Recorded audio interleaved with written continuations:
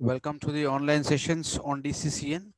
In the last session, we have completed the flow control method, and we discussed in that two methods of flow control called as sliding window method and stop and wait kind of method. So these two are the methods using which we normally going to control the flow of data between the source and destination computers. Now, next control is going to be the error control method. This error control method is normally used to control the error which is normally going to happen in the data transmitted bits. So after we normally discuss about error control method, we have to go with the protocols normally used to normally used in the data link layer. So the HDLC, known as high level data link control protocol, is normally a protocol used in the DLL layer. So data link layer is normally going to have a HDLC protocol. Now I want to discuss this HDLC protocol because this question has been asked many times in the end examinations. So very important concept here known as HDLC protocol. So this is one of the most important protocols. HDLC is one of the most important protocols that operates in the data link layer. Is nothing but HDLC protocol. So it is nothing but HDLC is one of the most important protocols that operates in the data link layer. That means data link layer is normally going to provide functionalities. These functions such as line display, flow control, error control functions are implemented in a protocol, and that protocol is known as HDLC protocol. So therefore HDLC is a data link protocol which provides the functionalities of the data link layer.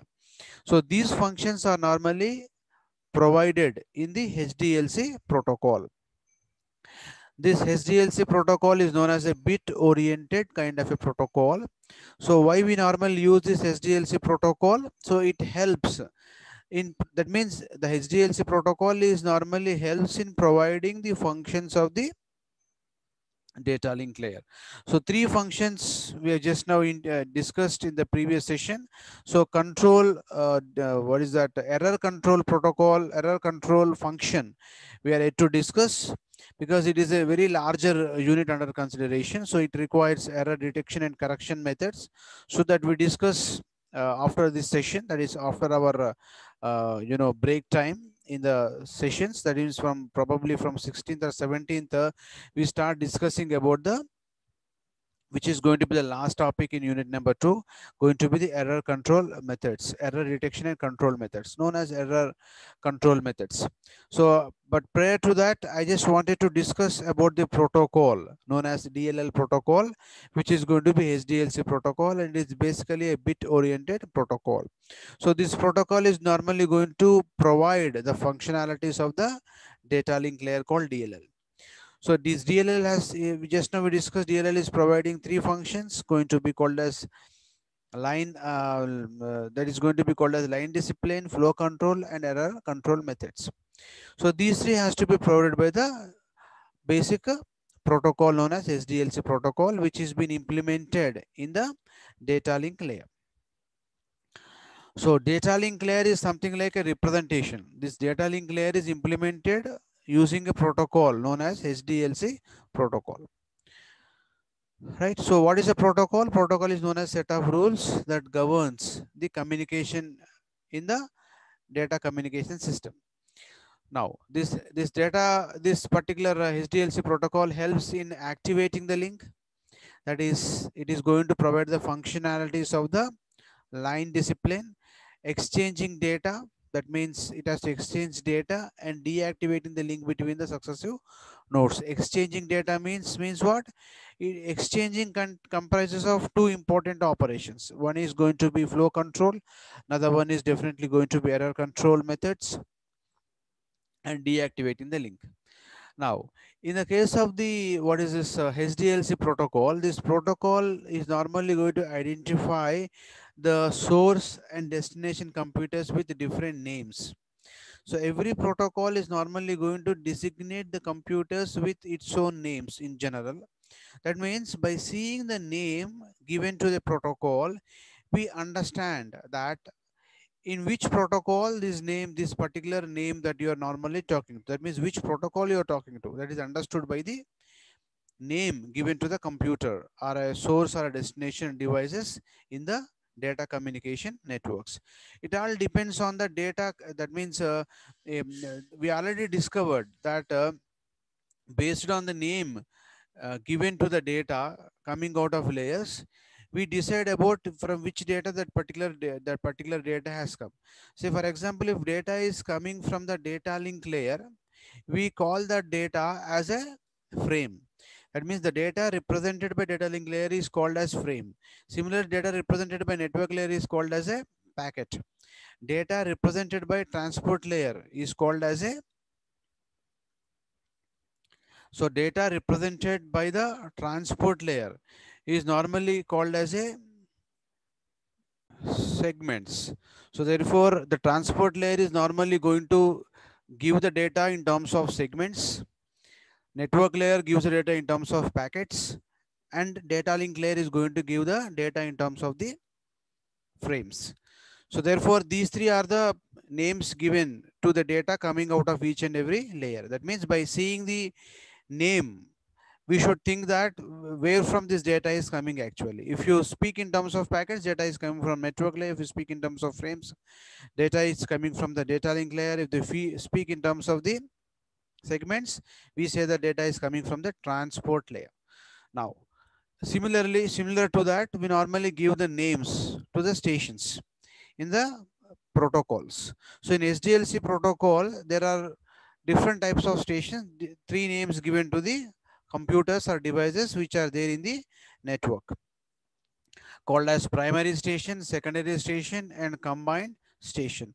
So we have to spell with respect to the names given to the devices connected in the data communication network, if at all you are writing regarding the protocol of the data link layer.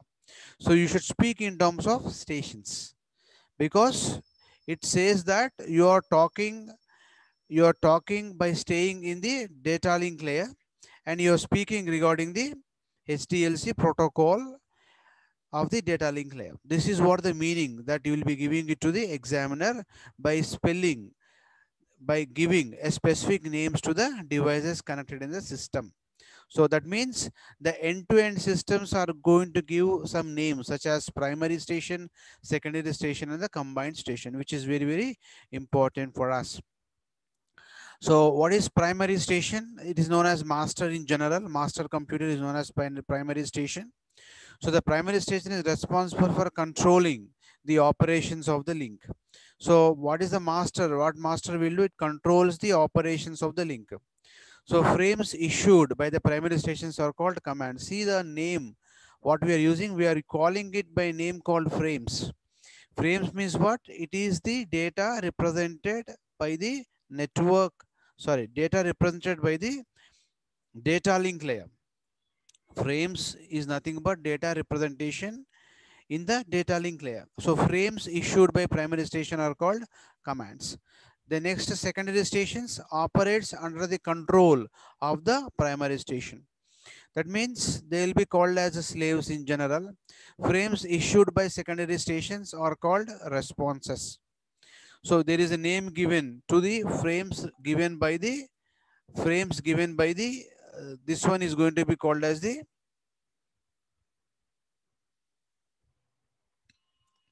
issued by the secondary station are called responses. So primary station maintains a separate logical link with each secondary station on the line. So in doing this process, every primary station is going to give every primary station maintains a separate logical link with each secondary station on the link. The next station is going to be combined station, which combines the features of primary and secondary stations. The combined station may issue both the command and the responses. That means when a particular station is going to act like both, when a particular station both sends a command as well as receive responses, that station is simply called as a combined station for us. So these are all the various types of stations we normally going to have. Two types of links are normally going to get supported here. They are known as unbalanced configuration. Another one is going to be the balanced configuration. And types of data transfer mode is normally support is going to be something like normal, response mode, and usually asynchronous, balanced mode we normally going to have. So this we discuss in detail by using some more details in a PPT. So we'll try to discuss about the HDLC protocol.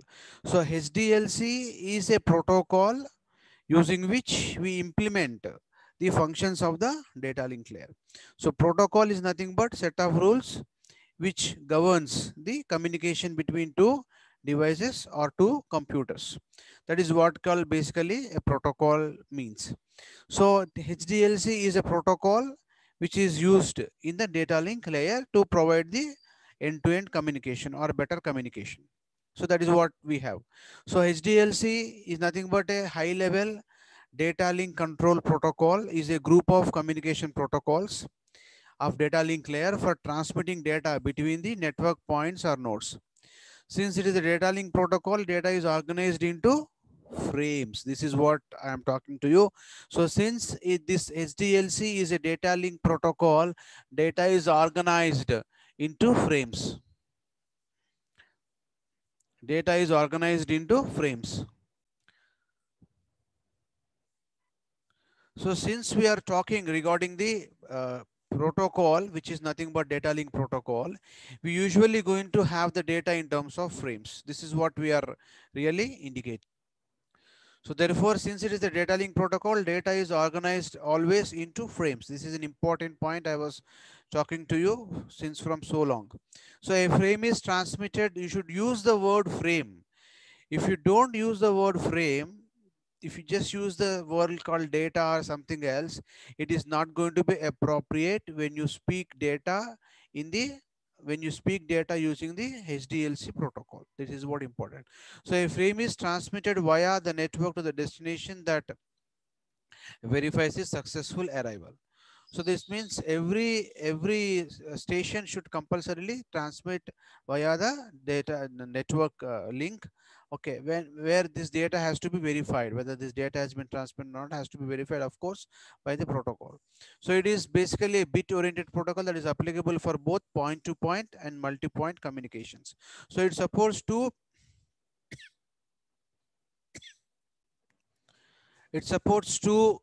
line communications. One is going to be called as point to point and multi point, as we discussed. And there are modes which are importantly normal response mode, normal mode, asynchronous, balanced mode, which are more popular in the case of an asynchronous. Balanced mode, normal mode are the two popular modes which are very important for the data communication between two devices in the two devices using the HDLC protocol. Let us try to understand this communication now. So already we discussed about various things like we discussed about the line control method, the line control or line discipline function, flow control function, error control function has to be implemented in this particular protocol, because protocol is normally going to implement the functionalities provided by the DLL. Very, very important. So therefore, let us look into the various transfer modes. The HDLC supports two types of transfer modes, normal mode and asynchronous balanced mode. These two are the more popular modes. So here these two, we speak computers connected, end-to-end computers connected in the network are going to be called as stations.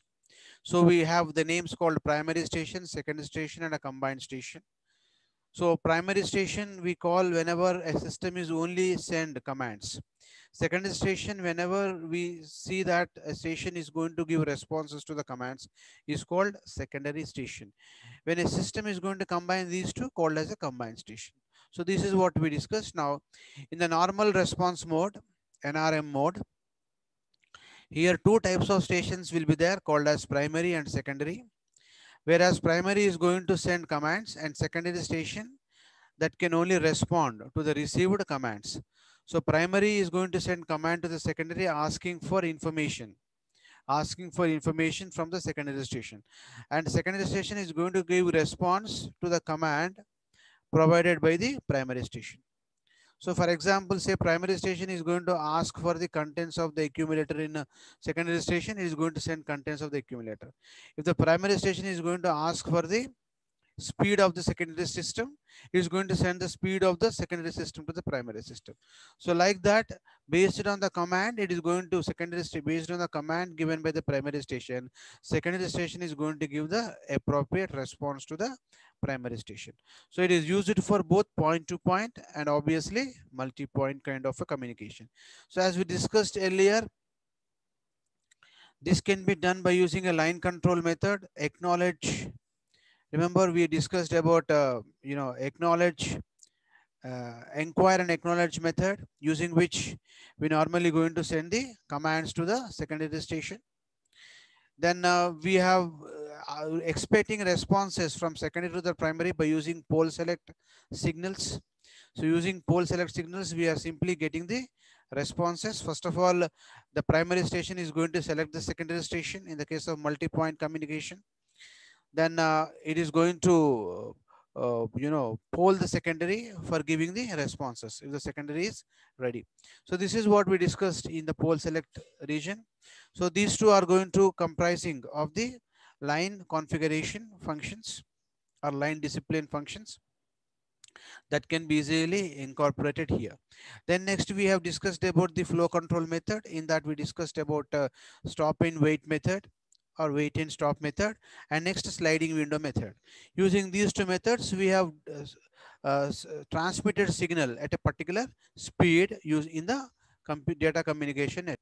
So this protocol, we understand that now it is simply implementing all the functions provided by the data link layer. So in the normal response mode, it's simply two computers are going to either work like a primary and a secondary in the normal mode. And next one is asynchronous balanced mode. In the balanced mode, that means both the systems connected, both the end-to-end systems connected in the network are going to give equal priority. Means what? Both the stations can transmit, can transmit as well as receive. That means both the stations can send command and send responses. Either way, both the people are going to do both the tasks. That is sending commands as well as sending the responses. Both can do simultaneously. So that is what called asynchronous balanced mode of communication. Here the configuration is balanced. That is, each station can both send commands and respond to the commands. It is used only for point to point kind of the communication. So that is what called asynchronous mode. It is normally going to supported by only point to point line communication method. So it is not going to support multi-point communication method because it is going to be a conversation between the two systems or two devices in the network.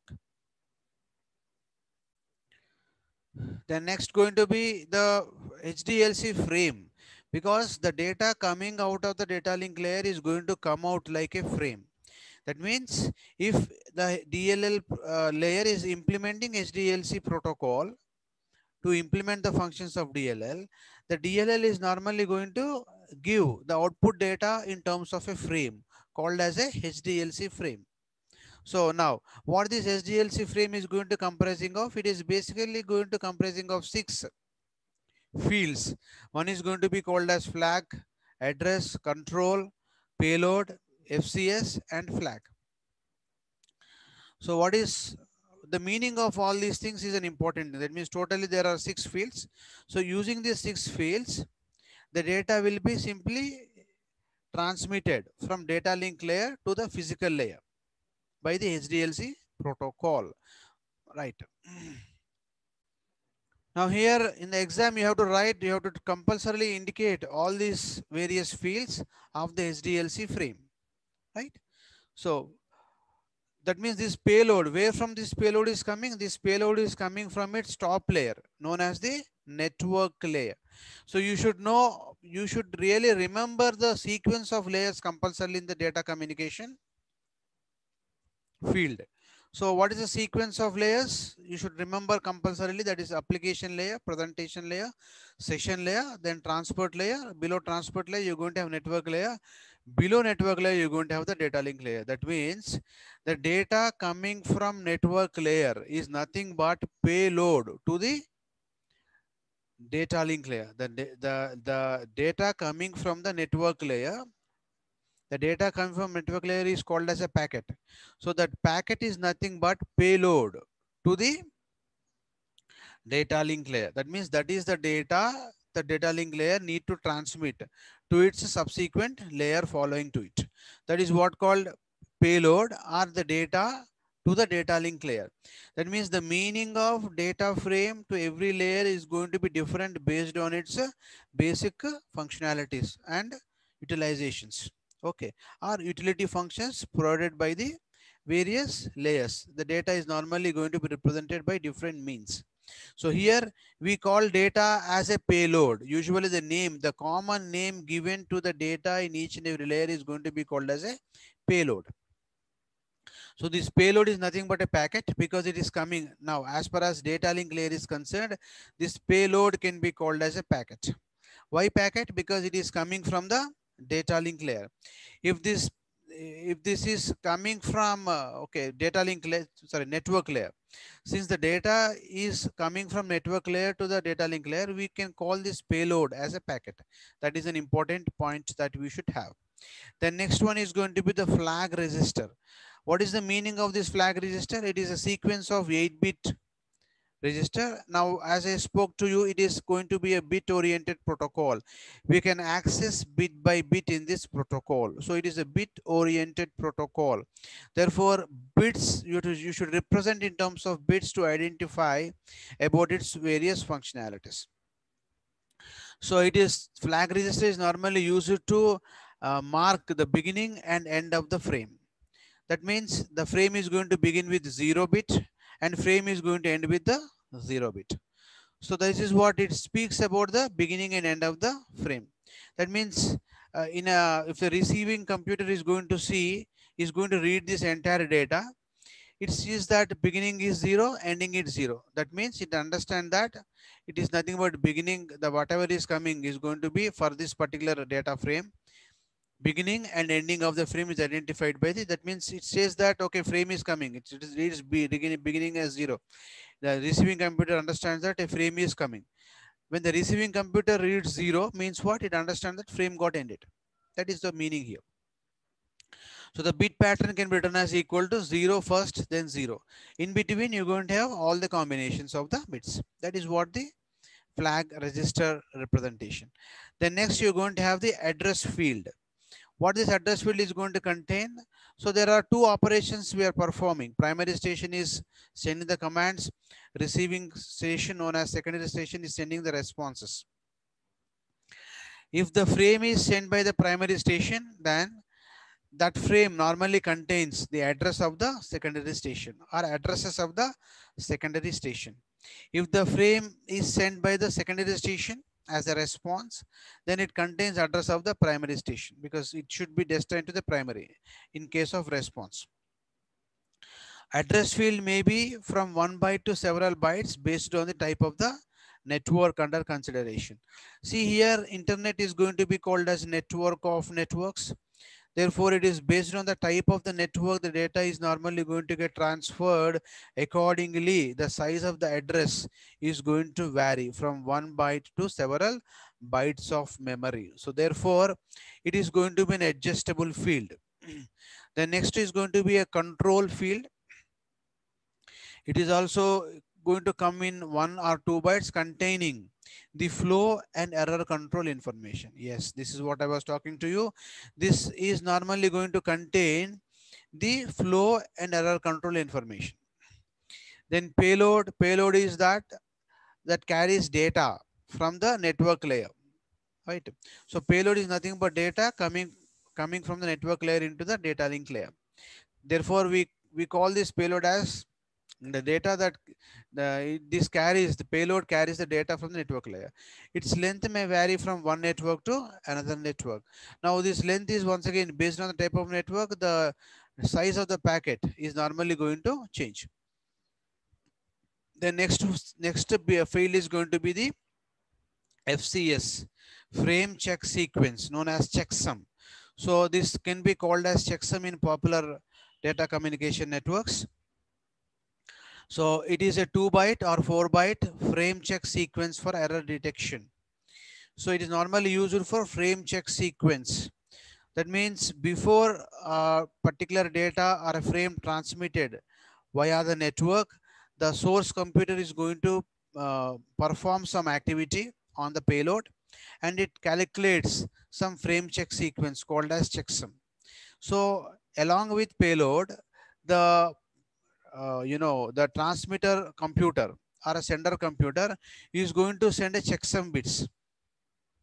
After computing based on some methodology, it computes checksum, and this checksum is transmitted along with the payload. That is known as frame check sequence, called as checksum bits. So the standard code used is going to be cyclic redundancy code, very popular code, CRC code or checksum, or the popular codes which we normally going to use. And it is going to come as 2-byte or 4-byte data, followed by the flag register. So flag register is normally going to speak about the type of the data which is really being transmitted on the network. So these are all the various fields that we normally going to have in this particular HDLC framework, in this HDLC framework. Okay. So these are all the protocol structure of the HDLC protocol. Then next, the last topic which we can figure out is going to be the types of HDLC frames. That means what type of data we can really transmit through this using this protocol over the network link, Now, whenever a network link is there, definitely we're going to have 3 types of data. One is going to be called as supervisory data. The network engineers are normally going to check the condition of the network by using the supervisory frames. Supervisory frames means what? They are known as the control signals sent by the master computer, are known as primary station, asking for data from the secondary stations. They are known as commands in general. So supervisory frames are known as commands sent by the primary station to the secondary station, known as supervisory frames. So commands can be called as a supervisory frame. So we can transmit commands or supervisory frames called as S frames. Is going to be one type of HDLC data. Another HDLC data can be called as going to be I frame, known as information frame. Our information is known as user data from the network layer. That means payload. I want to transmit a payload. Just now we discussed. Now what type of HDLC frame it is? It is, this frame is known as a iframe. So I can call this frame as iframe. Why? How can I call this frame as iframe? Because I have a payload. Instead of a payload, if you have a command, then it is known as S frame. So these two are the primary differences between the various types of frames that we normally going to transmit through this particular network. Right. So iframe is nothing but our information frames carry user data coming from the network layer. They also include flow and error control information that is piggybacked on the user data. The first bit of the frame is identified with 0. If it is identified with 0, is called a iframe. So we identify the starting bit is going to be with 1. Iframe is identified starting with number 1. S frame is going to be 1 0 and U frame is going to be 1 1. So these are all the modes which we are normally going to have. S frame is normally FCS we transmit, that is control signals. U frame is going to be other management activities. So I frame is going to be used for the transmitting user data. So this is what the protocol called as HDLC, using which we implement the functions of the data link layer. So thank you very much for today's session.